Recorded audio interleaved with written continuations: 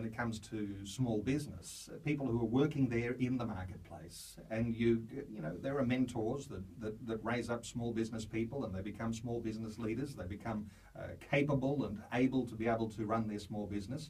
And there is a sense in which you can feel as though those business leadership principles that you learned from secular people in the marketplace. All sorts of principles that you can pick up left, right and centre. You can go to all sorts of conferences and you can get great ideas about how to increase your small business, how to market your small business, how to run your small business.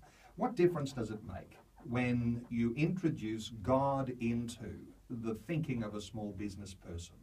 Well, you know, I would say there certainly are some principles about leadership that apply, for, like delegation. You know, whether you're an atheist or a Christian, if you delegate to others the work, that's a good thing.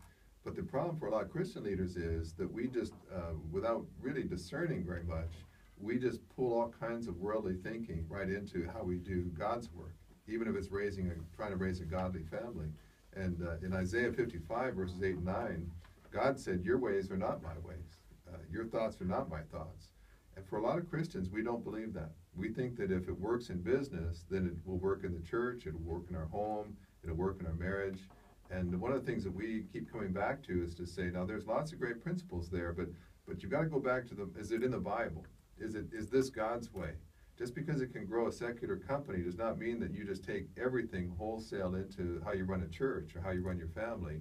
And that's where we found a lot of Christians who they kind of shipwreck their family or even churches because they pulled the world right into the church and then wondered why the world's methods weren't growing their church.